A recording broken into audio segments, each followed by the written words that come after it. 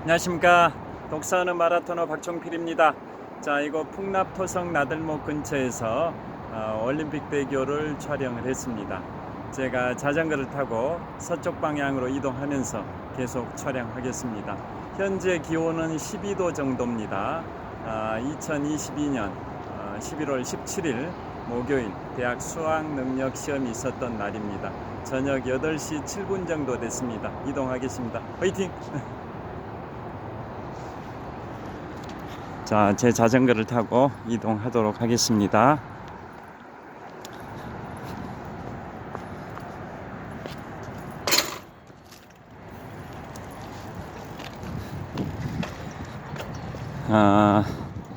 기온은 자전거 타기에 딱 좋은 12도 정도입니다.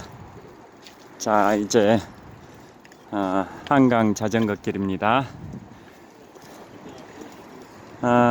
북서쪽 방향 올림픽대교입니다. 지금부터 34년 전 1988년 제24회 서울올림픽을 기념해서 건설된 올림픽대교입니다. 올림픽대교의 야경이 멋집니다. 올림픽대교는 양쪽에 케이블이 12개씩 총 24개의 케이블인데요. 제24회 서울올림픽을 상징하기 위해서 케이블 개수가 24개입니다. 자, 전방 서쪽 방향 전방 한 3.5km 지점에 롯데월드 타워가 있습니다. 123층 555m 높이 기준 세계 5위 규모 OECD 국가에서 가장 높은 빌딩 롯데월드 타워의 테두리에 조명이 환하게 켜져 있어서 롯데월드 타워의 외형이 선명하게 보입니다.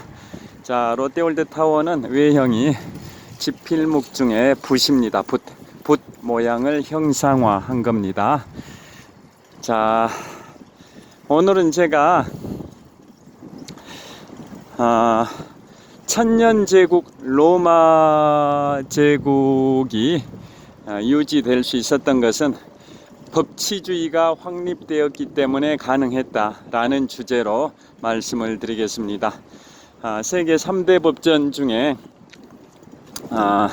로마법 대전이 있다라는 거 다 아실 텐데요. 고대 바빌로니아의 함무라비 법전,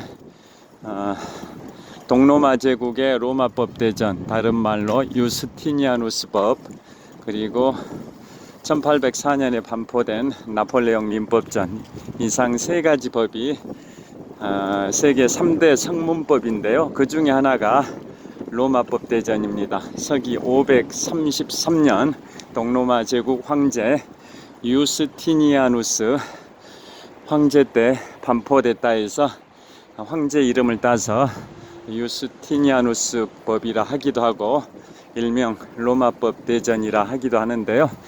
기존에 로마의 이제 판례와 그거에 대한 이제 학자들의 학설을 집대성한 게 로마법 대전입니다.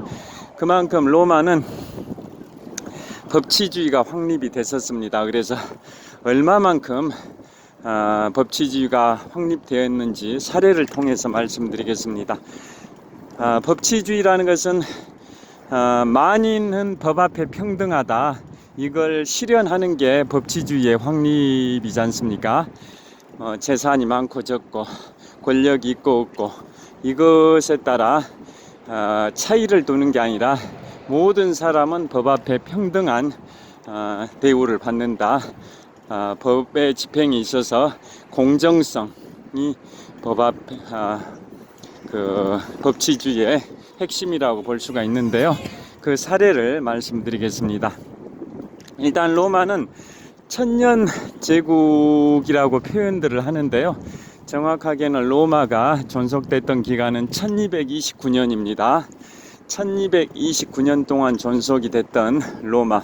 물론 이제 서로마 제국이 게르만족의 용병대장 오도 아케르에 의해서 서기 476년에 멸망이 된 다음에도 동로마 제국은 약 1000년 동안 더 존속이 돼서 서기 1453년에 오스만 투르크에 의해서 동로마가 멸망이 됐는데요.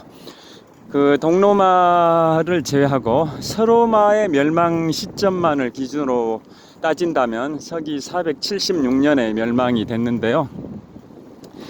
로마의 기원은 기원전 753년입니다. 그래서 기원전 753년부터 서로마 제국이 멸망한 서기 476년까지 무려 1229년 동안 존속했던 나라가 바로 로마 제국인데요. 로마는 처음에 왕정 시대가 244년 정도 되고, 그 다음에 공화정 시대가 482년 정도, 그 다음에 황제에 의해 통치되는 제정 시대가 503년 정도, 그래서 다 합해서 1229년 동안 존속했다고 볼 수 있는데요. 로마의 기원은 기원전 753년에 잘 아시다시피 군신 마르스와 여사제 실비아 사이에서 로물루스와 로무스 두 형제가 태어났는데, 로마를 흐르고 있던 테베레 강가에 버려졌었고, 그걸 늑대가 구해가지고 늑대가 로무스 형제를 늑대의 젖을 먹이면서 키워서 그 형제가 로마라는 나라를 건국했다 해서, 로무스 두 형제가 로마를 건국했다 해서 로마라는 말이 생겼다라는 거 아실 텐데요. 그게 기원전 753년이고, 그로부터 왕에 의해서 통치되는 시대가 244년 동안 유지됩니다. 총 7대 왕까지 가게 되는데요. 7대 왕이 통치했던 7명의 왕이 통치했던 그 왕정 시대가 총 244년이고, 그러니까 7명이 244년을 통치했으니까 평균적으로 한 35년씩 통치했다고 볼 수가 있을 거고, 왕정은 그야말로 세습 군주에 의해서 왕위가 승계되는 뭐 그런 왕정 시대가 244년 같고요. 그 다음에 기원전 509년에 일곱 번째 그 왕이 축출당하고 드디어 공화정이 시작이 되죠. 공화정. 그래서 공화정은 기원전 509년부터 기원전 27년까지 482년 동안 유지가 됐었고, 공화정의 마지막 인물이 바로 그 유명한 율리우스 카이사르, 영어로 캐사르라는 거 다 아실 겁니다. 시저죠. 그 다음에 황제정, 즉 제정이죠. 제정을 열었던 사람이 바로 율리우스 카이사르, 즉 시저의 양아들이었던 아우구스투스가 기원전 27년에 황제정을 시작했으니까 초대 황제가 율리우스 카이사르, 즉 시저의 양아들인 아우구스투스인데요. 그때부터 기원전 27년부터 황제에 의한 통치, 즉 제정이 시작돼서 서로마 제국이 멸망했던 서기 476년까지 503년 동안 황제정이 유지됩니다. 그래서 결론적으로는 왕정이 244년, 공화정이 482년, 황제정, 즉 제정이 503년, 그래서 다 합하면 1229년 동안 존속했던 로마인데요. 그 로마가 천년 제국을 유지할 수 있었던 것은 바로 법치주의 확립 덕분이다라고 제가 말씀드리는 건데요. 그래서 법치주의 확립에 법 앞에 만인이 평등하다, 권력자, 황제라 할지라도 법 앞에는 평등하게 법이 집행됐다라는 전형적 사례를 제가 이제 소개를 해드리겠습니다. 자, 그래서 우선 공화정이 시작된 것, 공화정이라는 것은 그야말로 선거에 의해서 국가의 지도자를 선출하는 것, 뽑는 걸 공화정이라고 하지 않습니까? 우리나라 현재 민주공화국 선거에 의해서, 세습에 의해서 국가 지도자가 정해지는 것을 이제 왕정 내지 황제정이라고 하는 거고요. 그에 반해서 공화정은 선거에 의해서 국가의 지도자가 선출되는 거, 그게 공화정인데요. 자, 아까 말씀드린 것처럼 로마의 왕정 기간 244년이 끝나고 기원전 509년에 공화정이 시작이 되는데요. 공화정은 선거에 의해서 국가 지도자를 뽑다 보니까 원로원에서 임기 1년에 집정관 2명을 선출을 하는 거죠. 공동 집권 체제인 거죠. 한 명만 선출하면 독재를 할 수 있다 해서 2명을 복수 체제로 국가 지도자를 원로원에서 선출해야 하는데, 그게 바로 집정관이지 않습니까? 그래서 공화정 초대 집정관에 루키우스 브루투스가 있습니다. 루키우스 브루투스, 기원전 509년 공화정 초대 집정관 두 사람 중에 한 명이 루키우스 브루투스인데요. 나중에 기원전 44년에 율리우스 카이사르, 즉 시저를 암살했던 브루투스하고 동명이인입니다. 동명이인. 자, 그래서 기원전 509년에 루키우스 브루투스가 공화정의 초대 집정관 2명 중에 한 사람에 선출이 됩니다. 그런데 집정관 임기가 1년인데 임기 시작한 지 얼마 안 됐는데 그 왕정 시대의 마지막 왕, 7번째 왕이 이제 쫓겨났었는데, 그 쫓겨난 왕이 왕정 복고를 시도했습니다. 즉 쿠데타를 통해서 다시 왕이 되려는 시도를 했었습니다. 그런데 공교롭게도 그 집정관 2명 중에 한 명인 루키우스 브루투스의 친아들 2명이 거기에 가담을 했습니다. 그러니까 국가 반역죄죠. 왕정을 복구하려고 시도했다라는 것은, 공화정이 시작이 됐는데 왕정 복구를 시도했다라는 것은 국가 반역죄에 해당이 되니까 집정관의 친아들 2명이라 할지라도 법대로 한다면은 사형을 집행해야 되는 거죠. 그래서 법대로 하면 사형이 되는데, 그 당시에 그 원로원에서는 또 국민들의, 로마 시민들의 여론은 현직 집정관의 아들이 반역죄에 연루된 거에 대해서 좀 안타깝게 생각하고 사형만은 면하게 해주자, 그래서 추방형으로 하자, 해외로 추방하는 추방형으로 하자고 했음에도 불구하고 초대 공화정 시대의 초대 집정관 2명 중에 하나였던 그 루키우스 브루투스는 만인은 법 앞에 평등하기 때문에 그렇게 할 수 없다, 현직 집정관 아들이란 이유로 사형이 아닌 추방형으로 한다라는 것은 만인이 법 앞에 평등하지 않다라는 사례로 선례가 돼버리기 때문에 그래서는 안 된다라고 하고 눈물을 머금고 예전에 삼국지에서 읍참마속이란 말이 있듯이 루키우스 브루투스는 자신의 친아들 둘, 국가 반역죄, 왕정 복구를 시도하는데 가담했던 친아들 둘을 참수를 합니다. 참수. 그 정도로 법 앞에 엄격했습니다. 그러니까 그 집정관 브루투스 입장에서는 엄청난 자기 희생인 거죠. 아들들이 잘못했지 아버지가 잘못한 건 아니지만은 아버지가 아들 둘이를 죽이는 그 고통을 감내하면서까지 만인은 법 앞에 평등하다라는 그러한 것을 보여준 겁니다. 그 이후에 그 브루투스는 또 집정관으로서 전쟁에 참가를 합니다.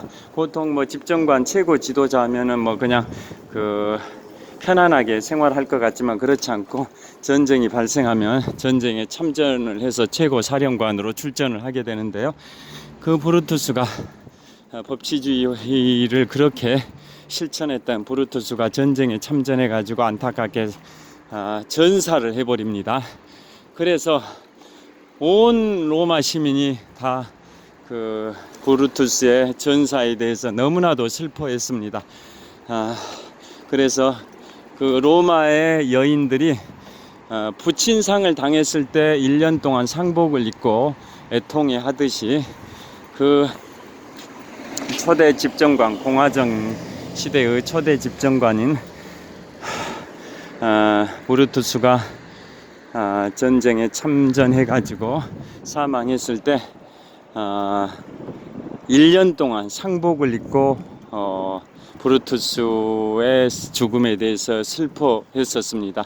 그 정도로 법치주의를 확립한 그 공화정 시대의 초대 집정관 루키우스 브루투스는 온 로마 시민들로부터 추앙을 받았던 인물입니다. 그게 공화정 시대의 초대 집정관 루키우스 브루투스의 만인은 법 앞에 평등하다라는 법치주의의 실천 정신에 관하여 말씀드렸고요.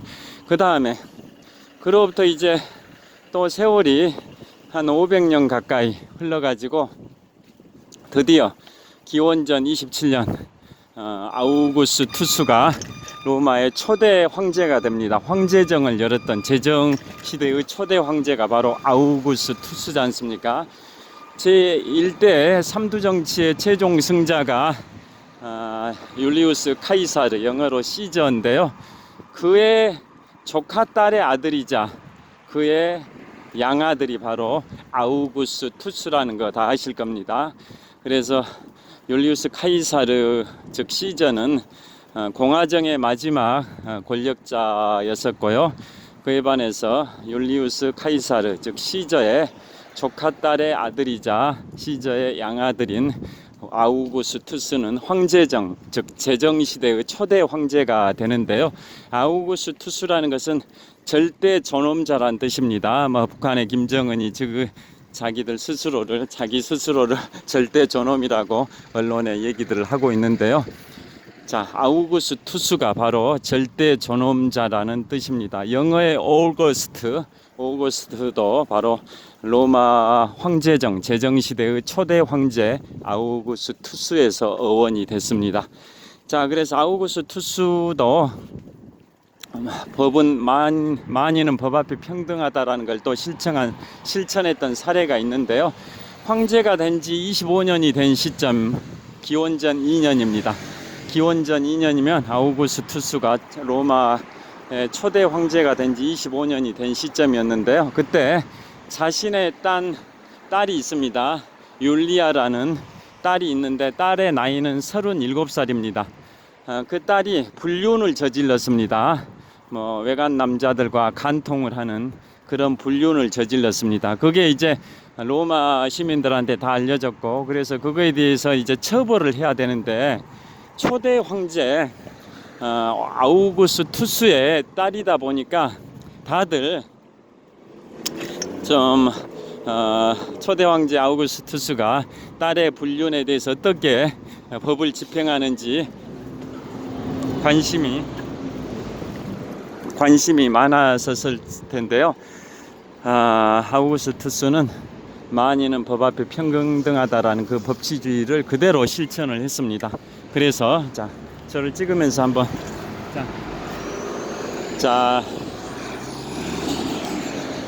지금 갤러리아 팰리스 사거리에서 동쪽 방향을 촬영하고 있습니다. 롯데월드 타워입니다. 계속 진행을 하겠습니다. 그래서 아우구스투스는 자신의 딸 율리아 37살의 딸이 외간 남자들 여러 명과 간통을 저지른 것에 대해서 법대로 집행을 했습니다. 그래서 어떻게 처벌을 했냐면 딸의 재산의 3분의 1을 몰수를 하고, 그 다음에 아버지 즉 초대 황제 아우구스투스로부터 상속받을 수 있는 권리를 다 박탈을 해버리고 외딴섬으로 종신유배형을 보냅니다. 종신유배형. 그래서 그 외딴섬에 종신유배형으로 가가지고 37살에 가가지고 16년 동안 유배 생활하다가 53살의 나이에 그 딸 율리아는 거기에서 사망을 합니다. 외딴섬 유배지에서. 그 정도로 철저하게 법 앞에 만인은 평등하다라는 것을 몸소 실천했습니다. 로마의 초대 황제 바로 아우구스투스가 그랬었습니다.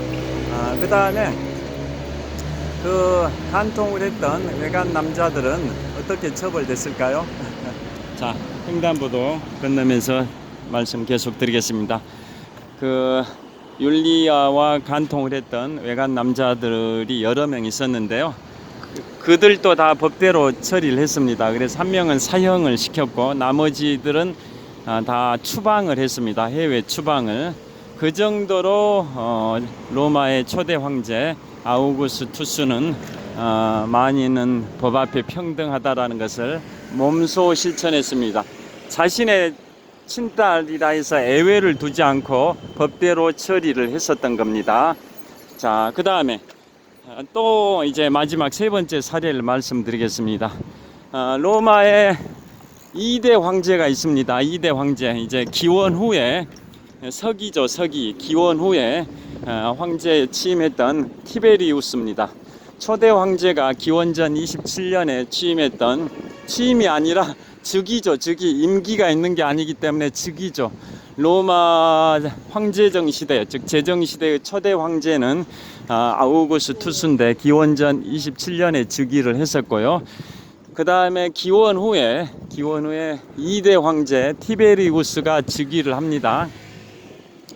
즉위를 하고 나서 서기 19년에 발생된 일입니다. 자, 서기 19년에 발생된 일인데요. 어떤 일이 발생됐냐면 그 2대 황제 티베리우스의 양아들이 있습니다. 티베리우스의 양아들 이름이 게르마니쿠스입니다.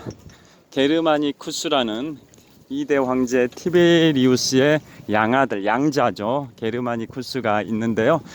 그분이 서기 19년에 33세의 나이로 의문사를 당하게 됩니다.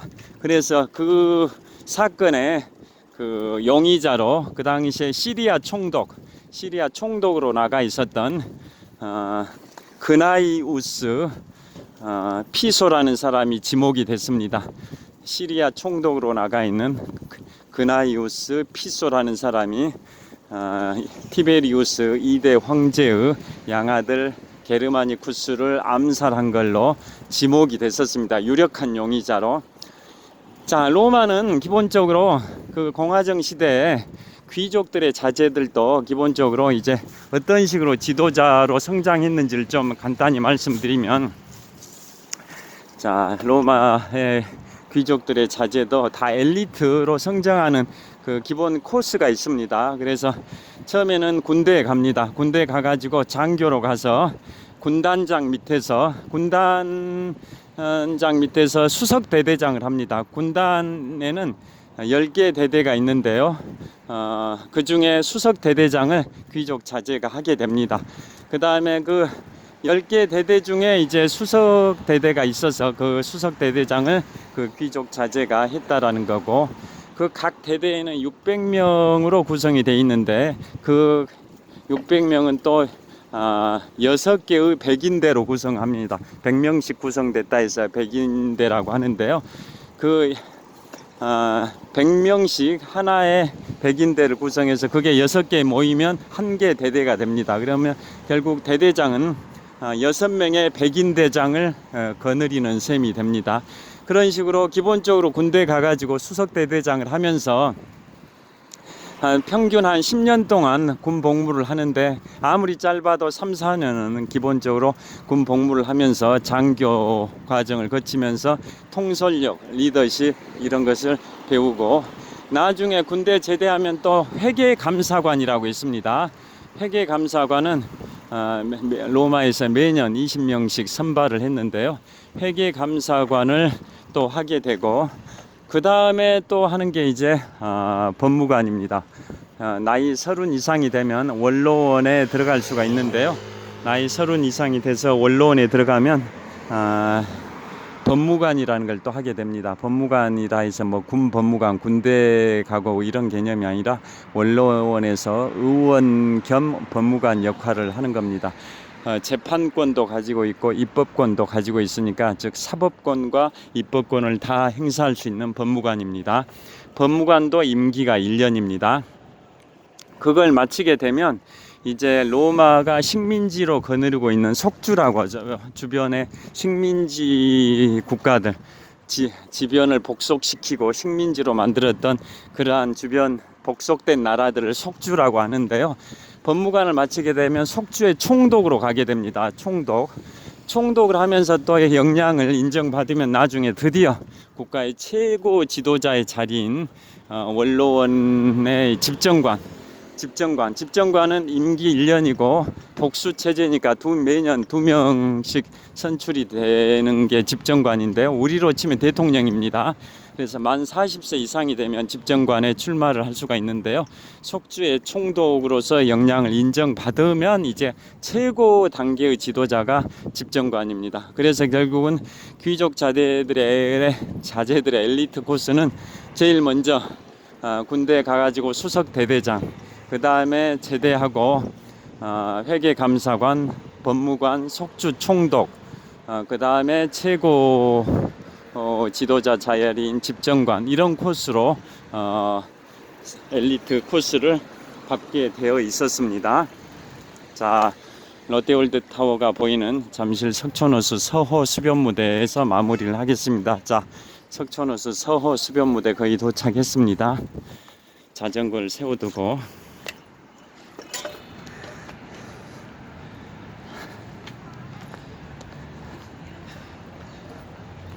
자, 이곳은 잠실 석촌호수 서호 수변무대입니다.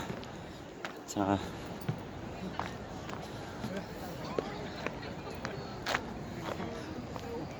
저를 한번 비춰보겠습니다. 자, 이곳은 잠실 석촌호수 서호 수변무대에서 롯데월드타워를 촬영하고 있습니다. 자, 123층 555m 높이 기준 세계 5위 규모 OECD 국가에서 가장 높은 빌딩 롯데월드타워를 촬영을 하고 있습니다. 화이팅! 자, 석촌호수 앞쪽으로 가서 좀 찍어 보겠습니다.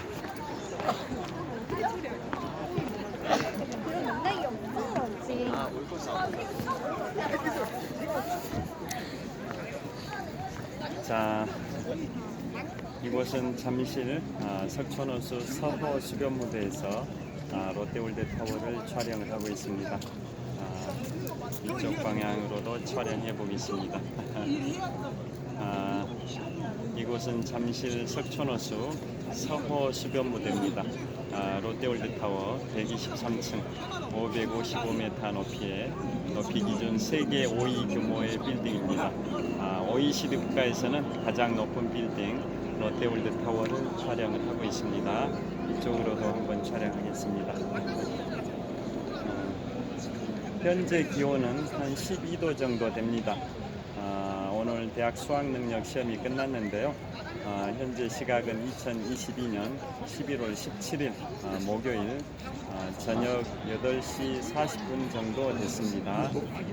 51만 명의 수험생 여러분들께서 대학 수학능력 시험에 응시하느라고 고생들 하셨습니다.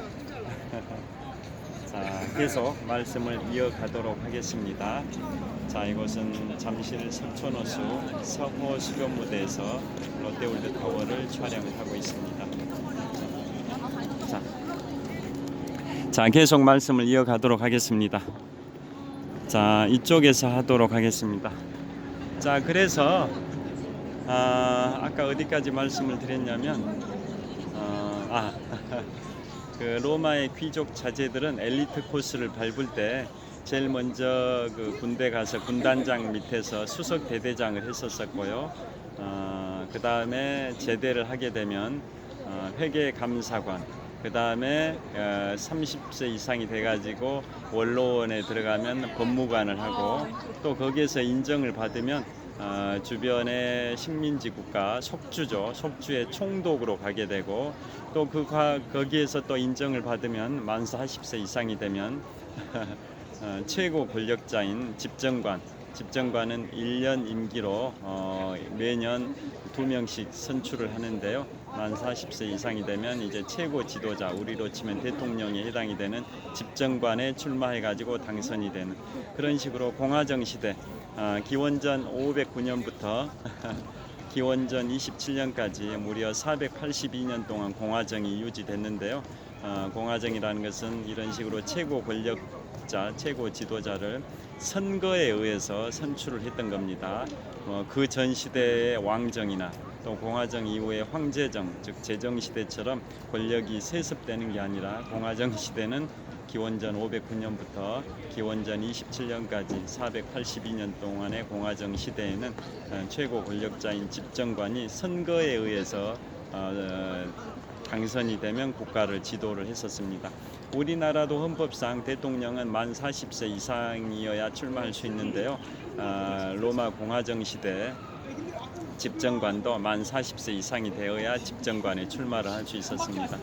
여하튼 그런 식으로 엘리트, 로마의 귀족들의 엘리트 코스를 밟았는데요. 물론 그 다음에 공화정 시대의 중반쯤에 리키니우스 섹스티우스 법이라는 게 있습니다.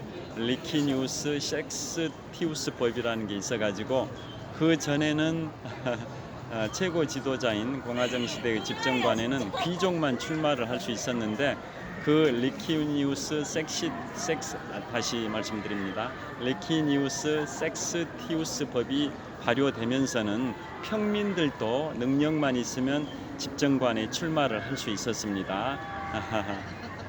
평민 귀족뿐만 아니라 평민들도 능력만 인정받는다면 집정관에 출마해가지고 국가 최고 지도자가 될 수 있었습니다. 그 다음에 집정관에 대칭되는 게 호민관 제도, 일반 평민들을 대변하는 호민관이라는 직책이 있었지 않습니까? 그런데 호민관 출신들은 보통 그 다음 코스로 로마 원로원에 가서 법무관을 지내고 또 인정을 받으면 법무관도 임기가 1년인데요. 법무관으로 1년 업무를 하면서 인정을 받게 되면 그 호민관 출신들도 집정관에 또 출마하는 게 엘리트 코스였었습니다. 그래서 호민관 한 다음에 그 다음에 원로원에 가서 법무관, 그 다음에 집정관 이 단계를 거쳤었던 겁니다. 자, 그래서 아까 어떤 말씀 드리다가 이제 로마의 엘리트 코스를 말씀드리게 됐냐면요.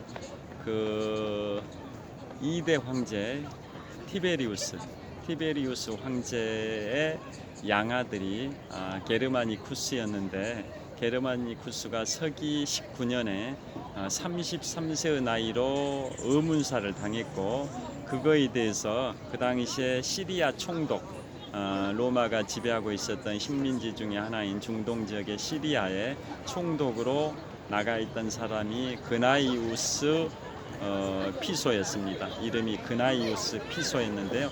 그 사람이 유력한 용의자로 거론이 됐었고 그래서 백성들의 여론, 로마 시민들의 여론은 당장 그 피소를 처형을 하고 가족들도 몰살을 시켜야 된다 그런 분위기였습니다. 그 게르마니쿠스가 2대 황제 티베리우스의 양아들로서 티베리우스 황제가 석을 하게 되면 황제 자리를 이어받을 세습을 할 지위에 있었는데요. 그 게르마니쿠스가 33살 나이에 의문사를 당해버린 거죠. 그 게르마니쿠스는 굉장히 잘생겼고 그 다음에 용맹했고 그 다음에 친절했고 그 다음에 용맹하고 친절하고 잘생겼고 그 다음에 뭐 팔방미인이었습니다. 그 정도로 굉장히 인정받는 그러한 황태자였던 거죠. 황태자.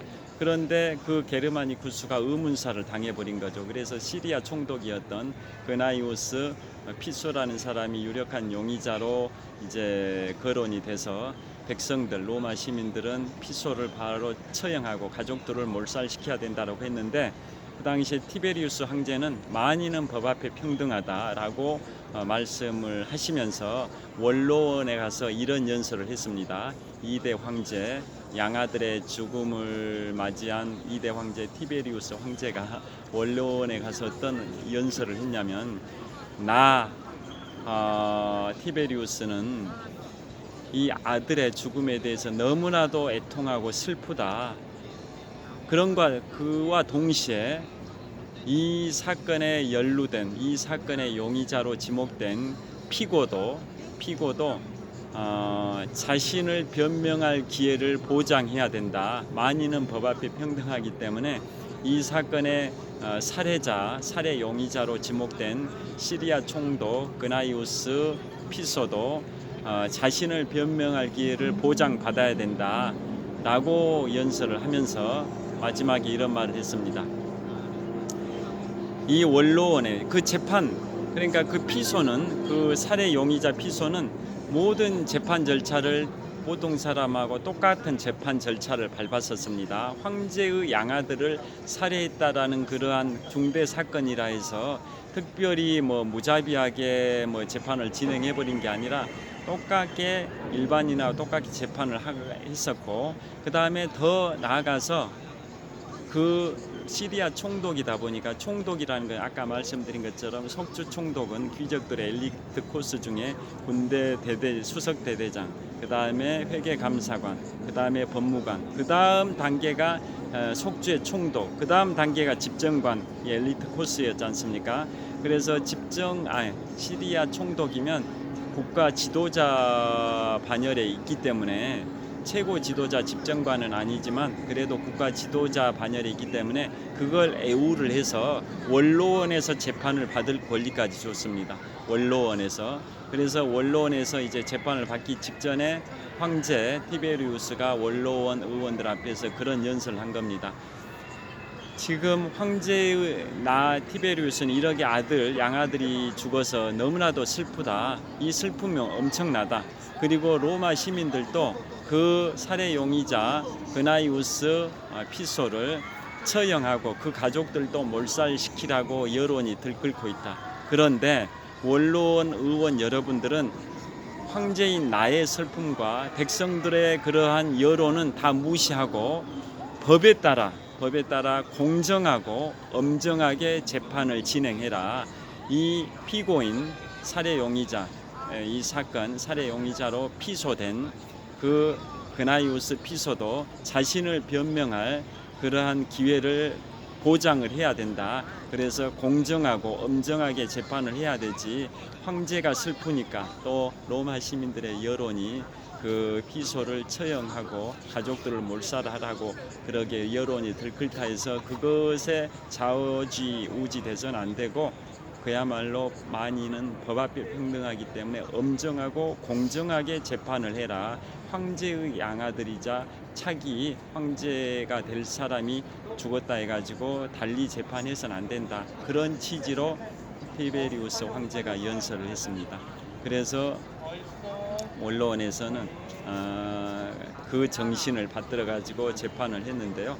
그 재판 과정에서 그나이우스 피소는 변호인단을 선임해 가지고 자신의 무죄를 이렇게 결백을 주장을 했다고는 하는데, 변명이겠죠, 변명. 그런데 그 심리적 압박을 견뎌내지 못하고 결국 자살을 합니다. 자결을 하게 됩니다.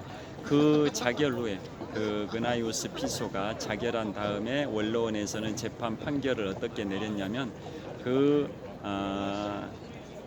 피소의 모든 재산을 몰수하고 그 다음에 기록 말살형을 내립니다.